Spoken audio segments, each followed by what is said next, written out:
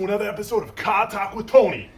And in today's episode, I'm going to tell you how not to get ripped off by your mechanic like my cousin did. So recently I had 3 strikes against my YouTube channel and they got shut down. They're trying to tell me that I look too similar to this guy with my glasses on, and our videos are just too similar.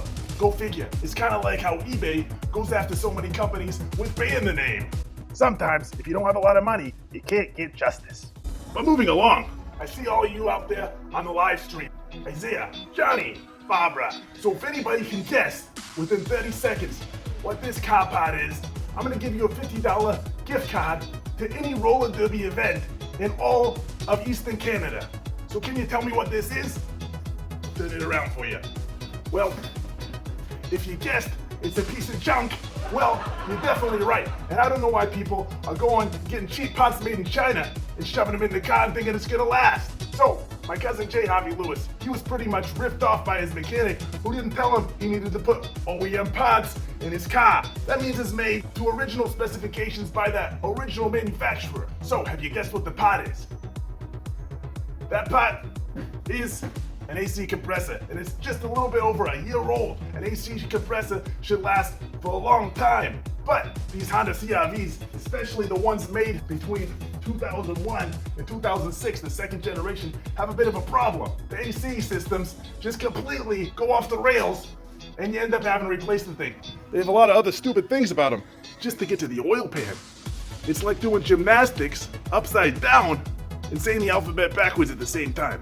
Anyway, I had a recall, but right now you wouldn't be good for it. You know, a lot of these newer cars, even the Hondas, they make them really hard to work on, so you're gonna end up having to take them back to the dealership so that the dealers can make their money. Now, typically when you do your AC compressor, you also wanna do your condenser, your lines, you wanna make sure you flush the entire system, and you gotta replace the pulleys. Now, this other mechanic didn't do that. Like I said, he ripped my cousin off. And you know, I could've just fixed it. I could've replaced it with a newer AC compressor and redone the entire system, but the chances are that would have failed too. So in this Honda CRV, I put a new belt on, which should have been done in the first place. This serpentine belt is a relatively new feature which combines the oil pump, the AC system, and the power steering all into one, where they used to have separate belts running them. Now the problem is, if your AC goes bad, then your car's gonna overheat because of the oil pump not being able to function. So what I did for my cousin, I went ahead and bypassed the entire AC system. I put this bypass pulley on there. So the AC system's not gonna work, but at least he's gonna have a running vehicle. If you don't wanna have to keep worrying about your AC compressor and you're tough enough to go without AC, then just bypass it with a bypass pulley. It didn't take me very long, and it's a relatively cheap fix. Anyway, this is Tony Van Doney.